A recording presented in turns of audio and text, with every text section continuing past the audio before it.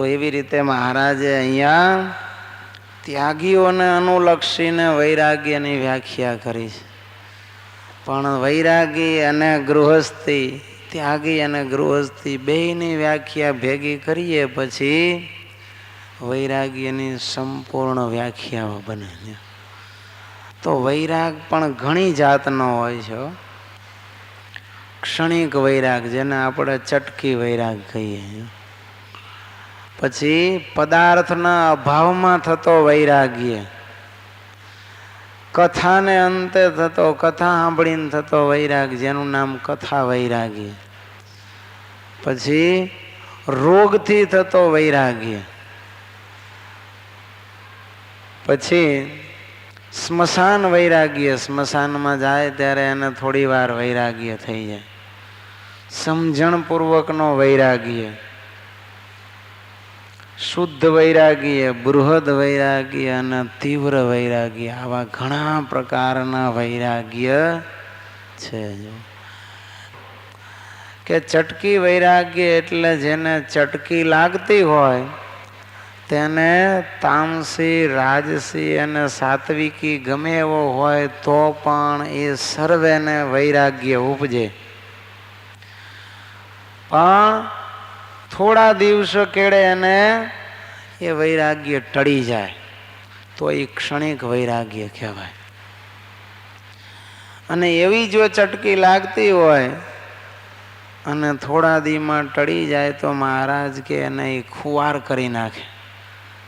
કારણ ચટકી લાગે એટલે ઘર મૂકીને ચાલી નીકળે અને જ્યારે ચટકી ઉતરી જાય ત્યારે ઘર તો ધૂળ ધાણી થઈ ગયું હોય, કોઈ પાછળ હોય નહીં. એટલે પછી કૂતરો ધોબીનો હોય એ ઘાટનોય નહીં, વાટનોય નહીં, એના જેવી પરિસ્થિતિ એની થાય. એટલે એવા ચટકી વૈરાગ્ય ખોટા. પણ એવો ચટકી વૈરાગ્ય હોય કે એક વખત ચટકી લાગી પછી જીવે ત્યાં સુધી ઉતરે નહીં. એ ચટકી એનું કલ્યાણ કરનારી થાય.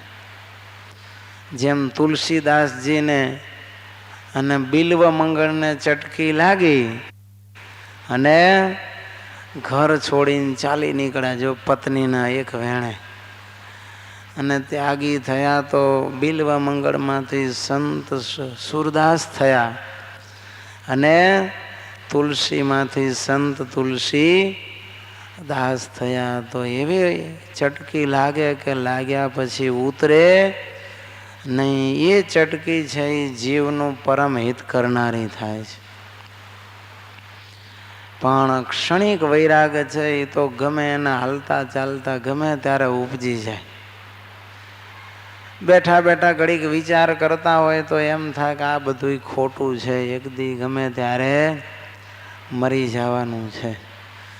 નજર સામે કંઈક વિનાશ થાય, ભૂકંપને જોવે, પૂર આવેલું જોવે તો એને વૈરાગ્ય ઉપજી જાય. અથવા તો પિક્ચર જોવે ક્યાંક, એમાં એવો ભરતુવરીને પિંગલા જેવી વાત આવે, નારી બે વફા હોય અને પતિને છેતરતી હોય, ત્યારે એને એવું જોઈ સાંભળીને ઘડીક વાર છે ને એ વિચાર કરે તો વૈરાગ્ય થઈ જાય. પણ પછી પાછો થોડાક દિવસમાં વૈરાગ્ય ઉતરી જાય. તો આંબા ગામના બોઘા ભગત પટેલ હતા. એ પત્ની અને છોકરો બે આને સરખી રીતે રાખતા નહીં. ભગત સારો અને પત્ની હેરાન કરતી. એટલે પછી શું કર્યું, એને નક્કી કર્યું કે હવે આ બધું મૂકીને હું સાધુ થઈ જાઉં. અને દેવસી ભગત લુહાર હતા. તો એ આંબા ગામના બોઘા ભગતની પત્ની અને એનો દીકરો છે એને સાચવતા નહીં. સત્સંગી સારા, પણ એના પત્ની અને દીકરો એને હેરાન કર્યા કરે. એટલે એક દિવસ પછી એને ચટકી લાગી ગઈ કે આ રોજ બૈરું માર્યા કરે છે, આના કરતાં સંસાર મૂકીને ભાગી જાઉં. આવ્યા દેવસી ભગત પાસે વાત કરી કે મારે હવે ત્યાગી થવું છે. દેવસી ભગત કે બહુ સારું, લાવો ચીઠી લખી દઉં. પછી કોઠારી હતા ભક્તિ વલ્લભ સ્વામી ગઢડા મંદિરના, એના ઉપર ચીઠી લખી દીધી કે આ એક મુમુક્ષુ બોઘા ભગત છે, એને તમે રાખજો, જ્ઞાન આપજો અને સમય થતાં પરિપક્વ થાય એટલે સાધુની દીક્ષા અપાવી દેજો. એને હવે સંસારમાંથી વૈરાગ્ય થયો છે. બોઘા ભગત તો ચીઠી લઈને આવ્યા, ભક્તિ વલ્લભ સ્વામીને આપી, વાંચીને સ્વામી રાજી થઈ ગયા કે આવા મુમુક્ષો બહુ સારા. પછી રાખ્યા અને લક્ષ્મીવાડીએ સેવા સોંપી. એ કે તમારે અહીં જમી જવું, કથા વાર્તા સાંભળવી ને પછી વાડીમાં સેવા કર્યા કરવી. હવે જમવાનું તો સરસ મળે, રોજ નવી નવી મેવા મીઠાઈના થાળ હોય, ખાધા કરે. એમ કરતા કરતા થોડાક દિવસો થયા એટલે પછી વૈરાગ્ય ઓસરવા લાગ્યો એનો ધીરે ધીરે. પછી વાડીમાં કામ કરતા હોય, એમાં બાજુમાં મજૂરણ ને મજૂર કામ કરતા હશે, એના છોકરાઓને બધાને ફેમિલી સાથે કામ કરતા જોયા એટલે આને બોઘાને એમ થયું કરે રે આ બધા મજૂરિયા છે, દુઃખી છે, તો એ કેવા આખો પરિવાર ભેગો કામ કરે છે ને હું તો અહીં એકલો છું. મારા ઘરવાળાને મારો દીકરો એ બે જણા ત્યાં શું કરતા હશે, રવલો અને એની માં. મનમાં આવો વિચાર આવ્યો ત્યારે બપોરે ત્યાંથી સીધા સ્વામીને કહેવાય ન રહ્યા અને બારોબાર વહેલું આવે આંબા ગામ લ્યો, વાડીએથી સીધા ભાગી ગયા અને આવતા રહ્યા ઘરે. ઘરે આવેલા જોયા એટલે સામે તો પેલા મહાકાળી હતા જ, સીધા ત્રાટકા કે મારો પીટીઓ ક્યાંથી પાછો આવ્યો મુવો, જ્યાં સાધુ થવા ગયો તો ને ક્યાં પાછો આવ્યો, હાલતો થઈ જાય પણ હવે આ તો ઘરે આવ્યો તો એ પાછો જાય. ગમે એમ ગાળો દીધી તોય સહન કરીને ઘરમાં રહ્યો. પછી બીજે દિવસે એના ઘરવાળા કહે છે કે જા હવે હલ્લો કરી આવે. હલ્લામાં સમજો ને સલ્લો, ખેતરની અંદરથી પાક લઈ લેવામાં આવે. પછી ખેતરમાં ઘઉં હોય તો કોક કોક ઘઉંના ઉમડા રહી ગયા હોય, મગફળી લઈ લીધી હોય તો પછી અમુક મગફળી ખરી જાય, પાકી ગઈ હોય ને, કે જમીનમાં તૂટી ગઈ હોય, રહી ગઈ હોય, પછી ખેડે એટલે વળી પાછી દેખાય. કપાસ આપણે વીણી લીધા પછી કોક કોક કપાસના પોમડા રહી ગયા હોય કપાસમાં, અને એને વીણવા જાય એને સલ્લો કર્યો કહેવાય. તો મજૂરિયા હોય એને તમે ખેતર લઈ જાઓ ને મજૂરી કરવા, પછી છેલ્લી વીણ હોય ને તારે એ શું કરે ખબર, જાણી જોઈને ઘટા હોય ને ત્યાં રહેવા દે, વીણે નહીં પૂરું. એને ખબર છે કે આ વીણી લીધા પછી સલ્લો કરવાની છૂટ આપશે એટલે 400 રૂપિયા ભાવ હોય મણનો, 1 કિલો વીણે તો ક્યાં જાય, 20 રૂપિયા થાય. એટલે સવારથી સાંજ સુધી 5-7 કિલો વીણી આવે તો 100-150 રૂપિયા હલ્લાના થઈ જાય. એટલે એ થોડું થોડું રહેવા દે. તો આ સલ્લો કરવા મોકલા, જા મરચું રોટલો બાંધી દીધો, સલ્લાને ખાટી છાશ દીધી, હલ્લો કરીને હાંજે ઘરે આવજો, વહેલો આવતો નહીં. આ તો ત્યાં જઈને મગફળી વીણવા લાગ્યા. બપોરે હુકો રોટલો ને મરચું, અહીંયા તો કેવા મેવા મીઠાઈ હતા, તોય ખાઈ લીધા હો. અને સાંજ સુધી 5-1 વાગ્યા સુધી ધોમ ધગતા તાપમાં આ હલ્લો કર્યો. ઉનાળુ મગફળી વાવી છે અને પછી વૈશાખના એ બળબડતા બપોરમાં આ ખૂબ તપી અને સાંજે 5-1 વાગે ઘરે આવ્યા ને કિલો મગફળીને ઢગલો કર્યો. અને ઓલી ખીજાણી, હે મુવાના હરામના હાડકા થઈ ગયા છે, આટલો હલો કરીને આવ્યો, તારા રોટલાય મોંઘા પડે, ક્યાં ગયો રબલો, અહીંયા આવે. છોકરાને બોલાયો, આજ તો મુવાને પીટી નાખીએ. પછી રવલાએ એના બાપના હાથ પકડી રાખ્યા બોઘાના, અને એની ઘરવાળી ધોકા લઈને જે દેવા માંડી, એવો માર્યો તોય કાંઈ નહીં લ્યો. એટલો માર ખાધો અને તોય એને એમ ન થયું કે આના કરતાં લક્ષ્મીવાડીમાં હું શું ખોટો હતો. આ ક્ષણિક વૈરાગ હોય, ઘડીક વાર ચડી જાય, પછી હતો એવો ને એવો. એક કુંભાર હતો, કુંભાર. ઘરવાળા ખીજાણા એટલે આને જરાક ચડી. હવે તો ભાગી જ જાવ. એના ઘરવાળાને કહે છે કે જો હવે તું બોલી છે તો હું સાધુ થઈ જઈશ. પેલી કે કાલ થતો હોય તો આજ થા, અને આજ થતો હોય તો અત્યારે ભાગી જા, મારે તારી જરૂર જ નથી. એટલે આને વિચાર કર્યો કે લાઈન ભાગી જવું તો જ આ સુધરશે, નહીંતર સુધરશે નહીં. ઘણા અખતરો કરે પણ ખતરો થઈ જાય હોય એમાં. સામે માથાના હોય તો લેવા ન આવે. એટલે આને તો ઘર બહાર છોડીને હાલી નીકળવાની તૈયારી કરી. ફળિયામાંથી બહાર જઈને ચોકમાં ઊભો રહ્યો તોય ઓલી તો આવી, તું જાતો જ રે, મારે તારી જરૂર જ નથી. એટલે પછી મને મને પણ ચાલ્યો ઝાંપા સુધી. ઝાંપે ગયો અને પછી વૈરાગ ઉતરી ગયો. આમ ઘડીક થઈને જોવે, છોકરાને સમાચાર આપ્યા કે જાતો તારી કાકી આવે છે, જરાક જોતો આય. પણ કાકી તો ઘર કામમાં વ્યસ્ત થઈ ગયેલા, એને કોઈ જરૂર જ નહોતી કાકાની. પછી વિચાર કર્યો કે હવે પાછું કેમ જાવું. એમને એમ જો પાછો જઈશ તો મને જિંદગી આખી સંભળાવશે. ત્યાં એના કુંભારને તો ગધેડા હોય ને, એટલે એની ગધેડી ચડતી હતી ત્યાં ઉકરડામાં. એને જોઈ ગયેલા કે આ એક લાગ છે. શું કર્યું, માથે ફાળિયું બાંધેલું હોય ને એ લઈ અને ગધેડીને ડોકમાં ભેરવી દીધું. અને પછી ગધેડી આગળ ને પોતે પાછળ. ગધેડીને હાંકતો હાંકતો ઘરે આવ્યો. ફળિયું ખોલીને પછી અલી એ ક્યાં ગઈ, આમ જો. પેલી તો ઓસરીમાં ઉંબરે આવીને ઉભી રહી કે મારા પીટિયા ભાગી ગયો તો ને પાછો આવ્યો. ત્યારે કે આમ જો, આ ગધેડીને જેટલો ખપ છે એટલો તારે મારો ખપ છે. એ કે હું તો ભાગી જતો હતો પણ આ ગધેડી મને પરાણે પાછો લઈ આવી એટલે હું પાછો આવ્યો, નહીતર હું પાછો આવવાનો ન તો. ઓલી કુંભારણ કહે છે મુવા છાનો માનો પડ્યો રે ને ઘરમાં. તારામાં વૈરાગનો છાંટોય નથી ને કે મારે બાવા થવું છે. એમ કાંઈ બાવા થવાય નહીં. તો આમ જરાક કોક વઢે, બે માણાને બને નહીં, અને ઘડીક વૈરાગ ચડી જાય. પણ એ ક્ષણિક વૈરાગ લાંબો સમય રહે નહીં. એક ગામમાં એક વિધવા માજી રહેતા હતા.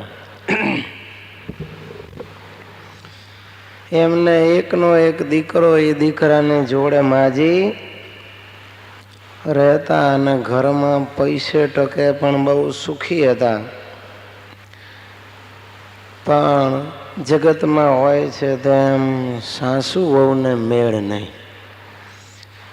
અવારનવાર બેયને ઝઘડાઓ થાય,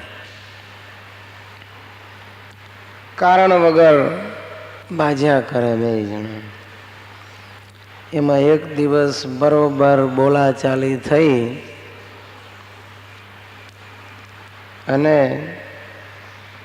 એમાં છોકરાએ વહુનો પક્ષ લીધો. પોતાની પત્નીના પક્ષે દીકરો રહ્યો એટલે બા ઉપર બહુ ખીજાણા અને માજીને વઢ્યો. પછી છોકરો તો વાડીએ કામ કરવા જતો રહ્યો ગાડું બળદ લઈને. અને ડોશી ખાટલામાં બેઠી બેઠી વિચાર કરવા લાગી કે અરે રે, આ સંસારમાં હવે મારું કોઈ નથી. પેટનો જણો દીકરો પણ વહુનો થઈ ગયો.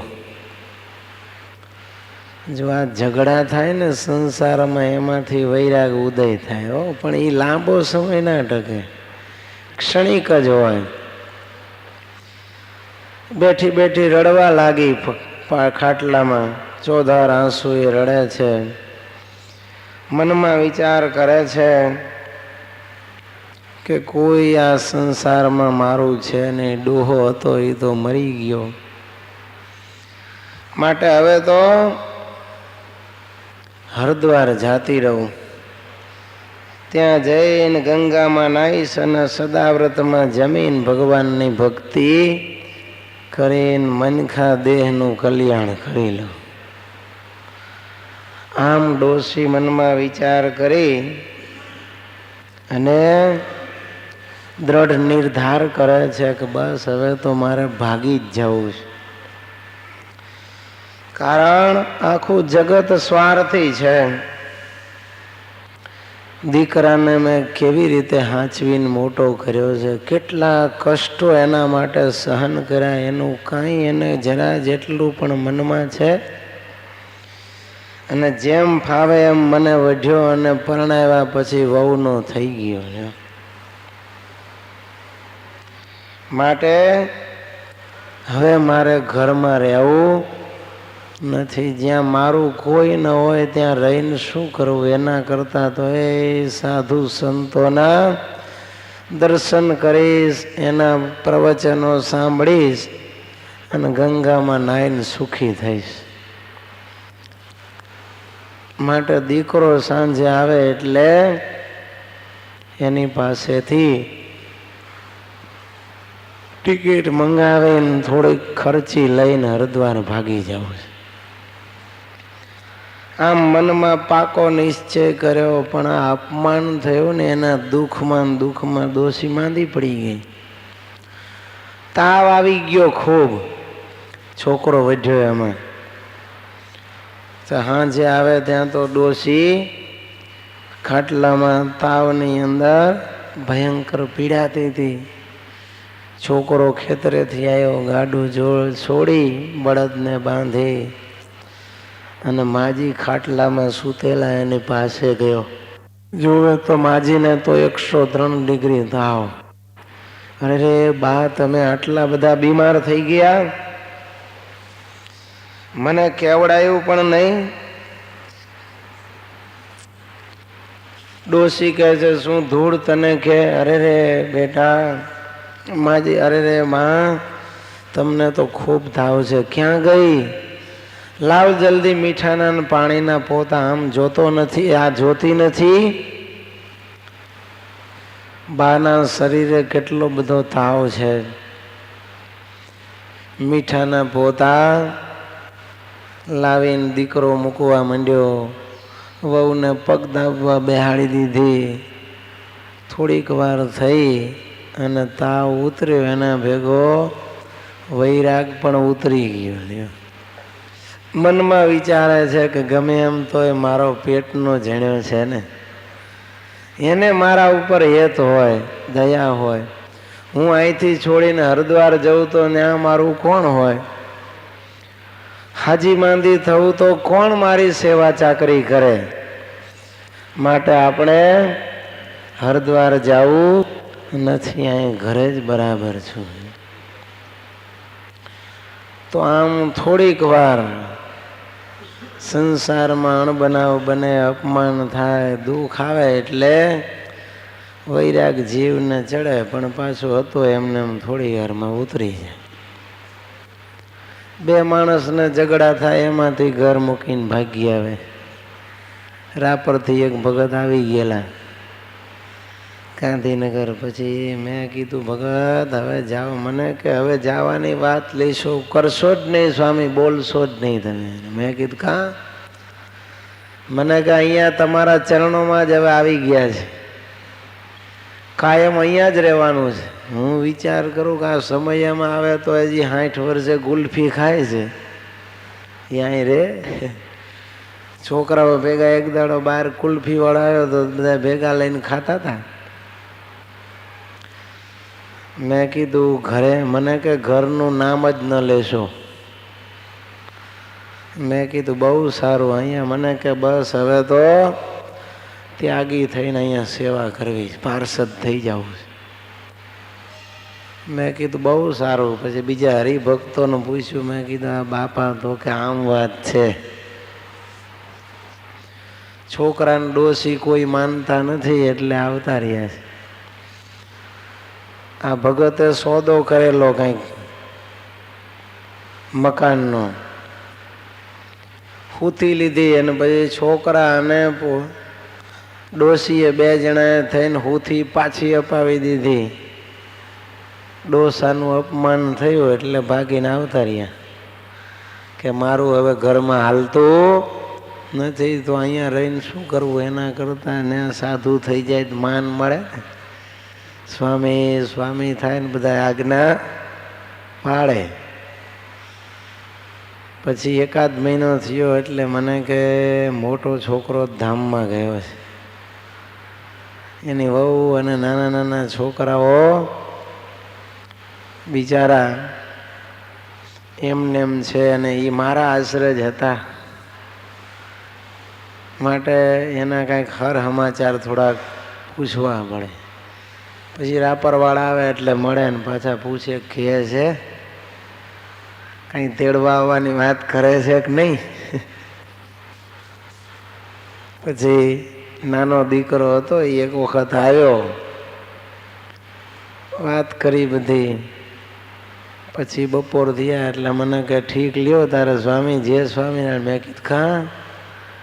મને કે ઘરે જઉં છું. મેં કહેતા હતા ને કાયમ રહેવું છે, તો કે આ છોકરો તેડવા આવ્યો છે ને એટલે મારે હવે જવું પડશે, કારણ કે મોટો દીકરો નથી ને એટલે એનો બધો કારભાર મારે કરવો પડે. મેં કીધું આખું બ્રહ્માંડ ભગવાન સાચવે છે. મને કે સ્વામી તોય સંસારની રીતે રહેવું પડે ને. ભાગી ગયા. એટલે આવું છે બધું. પદાર્થના અભાવમાં ગરીબીમાંથી ઘણાનો વૈરાગ જાગે. એક વખત છે ને દુષ્કાળ પડ્યો, 69 દુકાળ પડ્યો એટલે પછી તો પાણીનું ટીપું નહોતું પડ્યું હોય. એ સાલ ખાવા પીવાના એ સાંસા પડ્યા, અનાજના અને ઢોર ઢાંખર માટે ચારાના અને પાણીના સાંસા પડ્યા. એટલે બધા કાઠીઓએ વિચાર કર્યો કે હવે ક્યાં માગી ખાશું, પૈસા દેતે અથવા તો માગે ઉછીનું ન મળે, કોઈ વેપારી વાણીએ આપે નહીં. એટલે બધા આવીને મહારાજને કહે છે, મહારાજ અમને સાધુ કરો. નહીં તો 1000 જેટલા કાઠીઓ સાધુ થઈ ગયા. મહારાજ પાસે આવીને દીક્ષા લઈ લીધી. ભાઈ સાધુને તો ભગવાન ગમે ત્યાંથી પૂરું પાડે. ખાઈ પીને 1 વર્ષ એમને એમ કાઢી નાખ્યું. જેઠ મહિનો આવ્યો, કાળા ડિબાંગ વાદળાઓ ચડી આવ્યા અને મેઘરાજાએ મન મૂકી અને મહેર કરી. નદીઓના નાળાઓ બધા ઉભરાઈ ગયા અને શ્રીજી મહારાજ પાસે આવીને બધા પગે લાગ્યા. મહારાજ કે કેમ? તો કે બસ રજા આપો. ભગવાન કે ક્યાં? તો કે ઘરે જવું છે. અરે તમે ત્યાગી થયા ને હવે ઘરે જવાય? ભગવાનને કહે છે ભૂખે મરતા હોય એ સાધુ થાય? અમારા થાય કેસર બેરી બોદલીન માણકીયું બધી ઘરે પૂછડા ઉલાડે છે, માટે અમારે કઈ સાધુ રહેવું નથી. અમે તો આ હાલ્યા પગે લાગીને ભાગી ગયા ઘરે. જો એટલે આવા ખોટા વૈરાગ હોય એ લાંબો સમય ટકે નહીં. સ્મશાન વૈરાગ ઘણાયને થાય. જો સ્મશાનમાં ગયા હોય ને એટલે માણસ પેલો બળતો દેખાય ને એને જોઈને મનમાં એમ થાય ઘરે રે એક દી બધાને હાલ્યું જવાનું છે. કોઈ જીવવાનું કાયમ માટે લખાવીને આવ્યા નથી. આમ જુઓ ને હજી કાલ તો મગન દાદા આપણી ભેરે જોડે બેઠા હતા ને કેવા ગપ્પા મારતા હતા, ગલતાન કરતા હતા.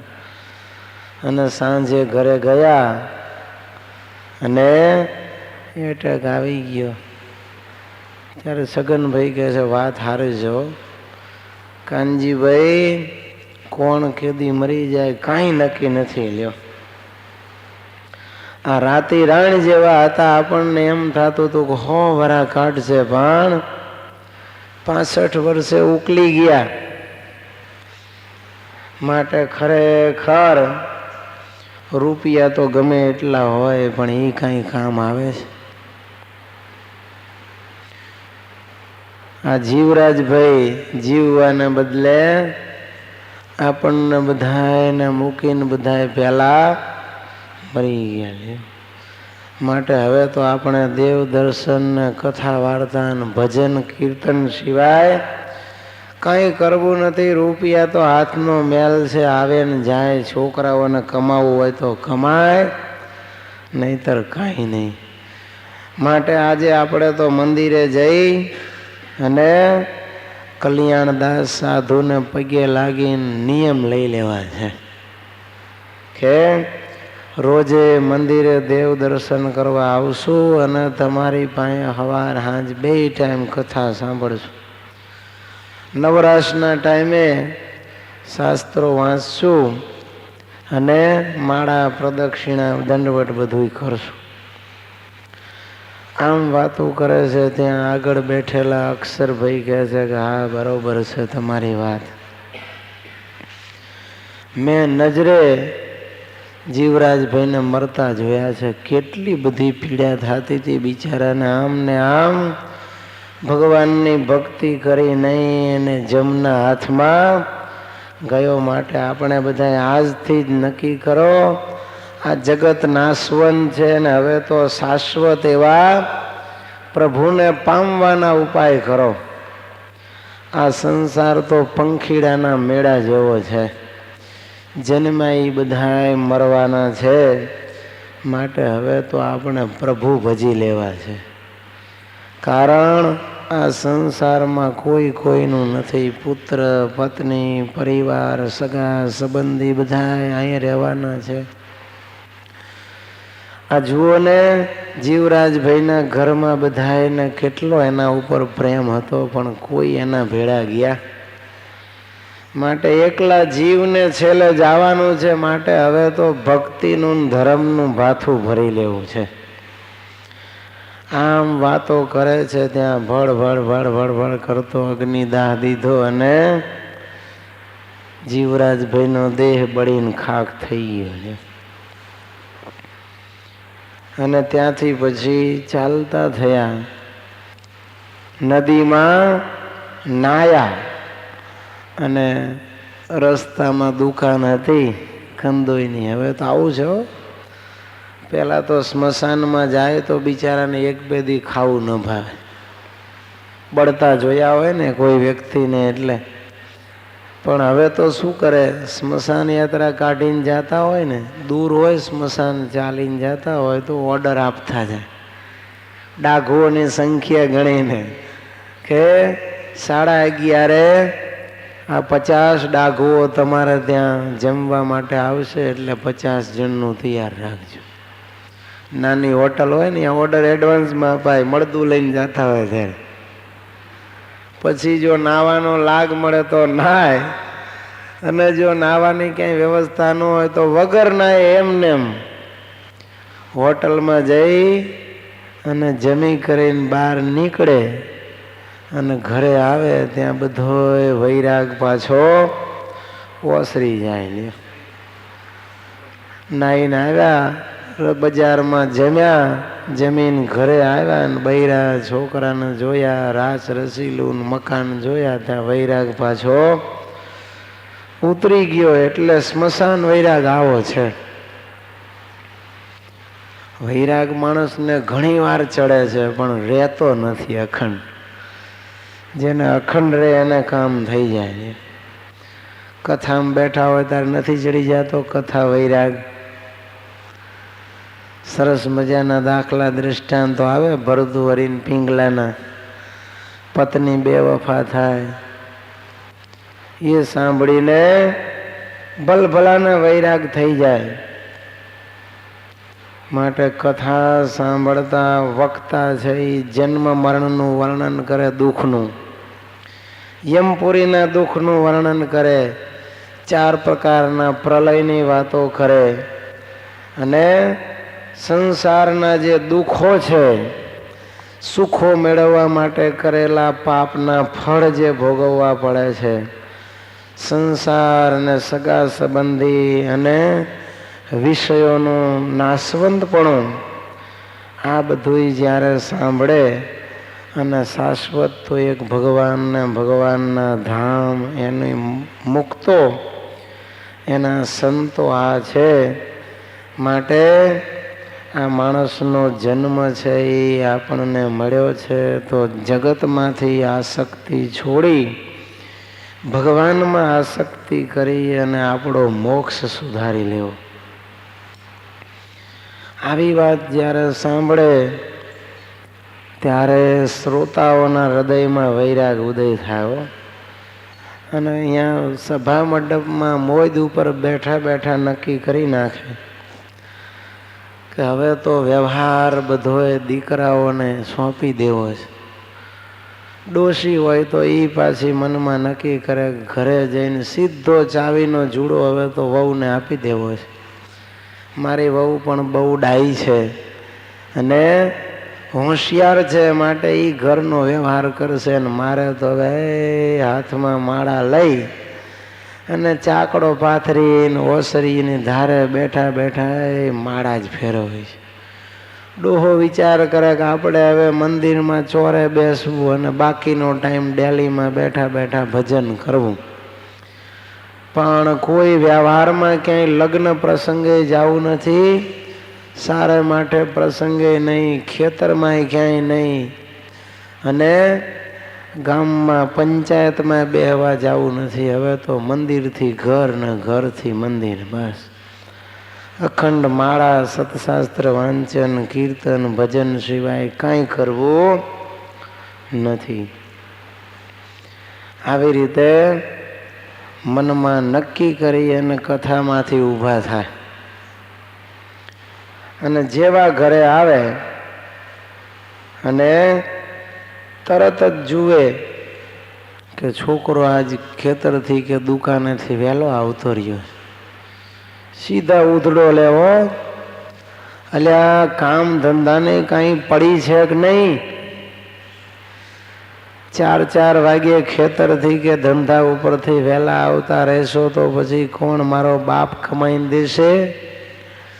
અમે સવારે 4 વાગે જતા તે રાતે 8 પહેલા કોઈ દી પાછા આવતા નહોતા. અત્યારના જવાનિયાઓને હરામના હાડકા છે, કામ ધંધો કરવો જ નથી. પોતે તો નથી કરતા પણ મજૂર પાસે કામ લેતા આવડતું નથી. આમ કરશો તો ભિખારી થશો, ભિખારી. હજુ તો ઘણા દિવસ બાકી છે. આમ જો હજી તો આ 4 વાગ્યા તું ઘરે આવી ગયો, એના કરતા સાંજ સુધી મજૂરો પાસે કામ લેવડાયું હોત તો કેટલું કામ નીકળી જાત. 25 મજૂર હતા, આ 3 કલાક વેળા છોડ્યા. 8 મજૂરનું કામનું નુકસાન તમે કર્યું. આટલી દાડી એટલે મજૂરી લેવા દેવા વગરની બધાને આપવી પડશે. આમ કરશો તો મારા જીવતા જીવ પત્તર લઈને મારે ગામમાં માગી ખાવું પડશે. આવી રીતે છોકરાને ધમકાવે. વ્યવહાર દેવાની વાત તો બાજુ ઉપર, પછી વ્યવહાર છોકરાને સોંપે. ડોશી હોય પાછી કથા સાંભળીને પ્રસાદી ખાતી ખાતી ઘરે જતી હોય, જ્યાં ઓસરીમાંથી આમ રસોડામાં ડોકું કરે ત્યાં તો વહુ પાછી ગરમા ગરમ પુડલા કરતી હોય, બાજુમાં દહીંનું ગોરસ પડ્યું હોય અને દીકરાને જમવા બેસાડ્યો હોય, ગોળનું દડબું, ગરમા ગરમ પુડલા, ચણાના મરચાં મસાલો નાખેલા, મરી મસાલાવાળા, અને દહીંના તાંસડી ભરી અને ભાણા પીરસીને જમાડતા હોય ને નવા પુડલા ઉતારતા હોય. એ જોવે એટલે તરત કહે છે, અરે આ બધું શું માંડ્યું છે? આજ કઈ વાર પરબ નથી અને આ પુડલા છે ને, અને આ દહીંનું દોણું કેમ પાસે રાખ્યું છે? ત્યારે કહે છે, બા તમારા દીકરા જરાક એમની તબિયત સારી નહોતી એટલે આ ગરમા ગરમ પુડલા એને ભાવે એટલે મેં પુડલા બનાવ્યા છે. અને એ વાડીએથી આવ્યા હતા, પણ તબિયત નરમ હતી, ભૂખ બહુ લાગી હતી, પણ બીજું ભાવે એવું નહોતું. એટલે મને એમ થયું કે જો આ જરાક પુડલા કરીને જમાડું તો પાછા કાલે ખેતર જઈને કામ કરી શકે ને, નહીતર પાછા બીમાર થઈ જાય. આમ વાત કરતા હોય ત્યાં તો દોણું છે ને દહીંનું મૂકી દે, પાછા કોઠલામાં તાળું મારી દે. હજી તો વ્યવહાર મારા હાથમાં છે ને, હાથે હાથે આમ હારું હારું ખાઈ પીને જલસા કરવા માંડ્યા. તમને વ્યવહાર દઈ તો બધું ધૂળ ધાણી કરી નાખો. આમ નામ બધાને મને પૂછ્યા વગર જે ફાવે એ બનાવીને ખવડાવશો તો પછી શું થશે ઘરની હાલત? આ મારા ખોયડાનું એકેય નળિયું તમે રહેવા દેશો નહીં. એમ ડોશી હોય ને એ ખખડાવે. ચાવીનો જુડો દેવાની વાત બાજુ ઉપર, પણ દહીંનું ગોરસુઈ કોઠામાં હંતાડીને તાળું મારી દે. લ્યો, માટે દાદા કે દાદી કથામાં બેઠા હોય ત્યાં સુધી બે સારા વિચાર આવે. કથામાંથી ઊભા થઈને ઘર ભેગા થાય એટલે તરત એને વૈરાગ ઉતરી જાય અને પાછો વ્યવહાર પ્રધાન થઈ જાય. એટલે આને વૈરાગ્ય કહેવાય નહીં. ઘણા એને રોગથી વૈરાગ્ય થતો હોય છે. શેનાથી? શરીરમાં ભયંકર રોગ થાય, પછી ડૉક્ટર એમ કે હવે તમારે ગળ્યું ચીકણું કાંઈ ખાવાનું નથી. જો ખાશો તો વહેલામાં વહેલી તકે ઉકલી જાશો. એટલે મોતના ભયથી પછી ગળ્યું ચીકણું બધું ખાવાનું બંધ કરી દે. જ્યાં જાય ત્યાં જાહેરાત કરે કે આપણે ગળ્યું ચીકણું તીખું તળેલું મીઠાઈ ફરસાણ કાંઈ ખાતા નથી. એટલે ઓલાને એમ થાય કે ભગત બહુ સારા લાગે છે, સંસારમાં રહીને બહુ આ તો વૈરાગ રાખે. અરે ભગત એવું ન હોય, આપણે તો સંસારી કહેવાય. એ તો બધા ત્યાગીઓને હોય, આપણે તો બધું ખવાય. ત્યાર કે નહીં, બસ હવે મને આ બધામાંથી મન ઉઠી ગયું છે, માટે હવે આવું કાંઈ હું ખાતો નથી. તમારે બનાવવું હોય તો એમ કરો, ગરમા ગરમ ઢોસા કે ઈડલી ઢોકળા બનાવો, ખમણ ઢોકળા ખાશું. અને તમારી બહુ ભાવના હોય તો ફ્રૂટ સલાડ કે ખીર બનાવો. બાકી મીઠાઈ ફરસાણ બનાવશો નહીં. જેનો વૈરાગ થયો હોય એને વળી ખીર ખાવાની હોય, એને ફ્રૂટ સલાડ જોઈ, એને ઈડલી સંભારની જરૂર પડે. પણ ડૉક્ટરે કહ્યું હોય તેલ ઘી ખાશો તો ઉકલી જશો. એટલે વૈરાગ નથી થયો. આ તો મોતની બીક નજર સામે દેખાય છે. એટલે મોત દેખાય એટલે સંસારમાંથી આવી રીતે વૈરાગનો દોડ કરીને પદાર્થ ખાવાનો ત્યાગ કરે. પણ પદાર્થના રાગનો એને હજી અભાવ થયો નથી. રાગ તો એમને એમ છે. તો પદાર્થનો ત્યાગ નહીં, પદાર્થમાંથી રાગનો ત્યાગ થઈ જાય એનું નામ વૈરાગ્ય કહેવાય. અને એ વૈરાગ્ય તો સમજણથી આવે છે. એ વૈરાગ શેનાથી આવે? જ્યારે માણસને સાચી સમજણ પ્રાપ્ત થાય ને ત્યારે એને વૈરાગ્ય આવે. ત્યારે એને શુદ્ધ વૈરાગ્ય, તીવ્ર વૈરાગ્ય કે બૃહદ વૈરાગ્ય પ્રાપ્ત થાય. અને સમજણનો વૈરાગ્ય હોય ને એ તો મહારાજ કે કોઈ પ્રકારે મોડો ન પડે. જ્ઞાન સભર જે વૈરાગ્ય આપણે કહીએ એ તો કેવો છે? તો કે મહારાજે વડવાનળ અગ્નિ અને વીજળીના અગ્નિ જેવો છે. અને બીજા જે વૈરાગ છે એ તો કેવા છે? તો કે દીવાના અગ્નિ જેવા, મશાલના અગ્નિ જેવા કે દાવાનળ અગ્નિ જેવા છે. એના ઉપર શું થાય, દીવા ઉપર થોડુંક પાણી ઢોળાય કે વિષય વાયરો અડે એટલે ઓલવાઈ જાય. એમ આ જરાક વૈરાગ જેને ઉદય થયો હોય એને સહેજ વિષયનો યોગ થાય એટલે તરત વૈરાગ હતો કે નહીં એ એનું નામ નિશાન રહે નહીં. એનાથી થોડાક વધારે વૈરાગ વિષયનો યોગ થાય કે પવનનો જોરદાર સપાટો આવે તો મસાલો લઈ જાય. એમ થોડો વધારે વિષયનો વાયરો અડે તો એ મસાલ જેવાનો વૈરાગ છે એ નાશ પામી જાય. દાવાનળ સળગ્યો હોય જંગલમાં, એના ઉપર જો ધોધમાર વરસાદ વરસે તો એ દાવાનળ પણ થોડી વારમાં ઓલાઈ જાય. એમ થોડો વધારે વૈરાગ હોય પણ એના ઉપર વિષયના ધોધ વરસે, અતિ સારા વિષય પ્રાપ્ત થાય તો પછી એનો વૈરાગ્ય પણ ટકે નહીં. પણ વીજળીનો અગ્નિ તો કેવો છે તો કે જળને મધ્ય જ રહે છે, મેઘની વચ્ચે, છતાંય ઓલાતો નથી. અને વડવાનળ અગ્નિ તો પાણીની અંદર રહે છે.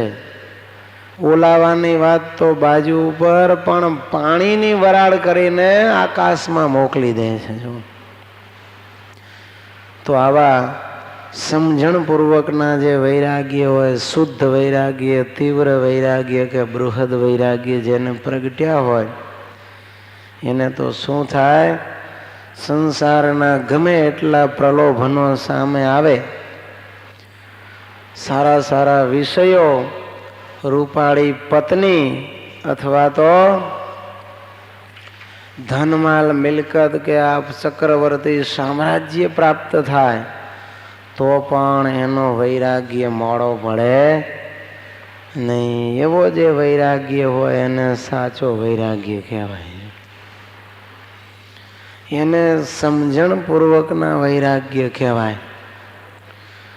કડુના કલ્યાણદાસ તમે જુઓ, અજા પટેલની સાથે પરણવા ગયેલા, માયરામાં બેઠા હતા અને લગ્ન કરતા હતા. હો, એવા સમયે શ્રીજી મહારાજનો કાગળ આવ્યો, વાંચીને અજા પટેલ મામા થાય કલ્યાણદાસ. ભાણાને કહે છે, ભાણા મને રજા આપ, હવે હું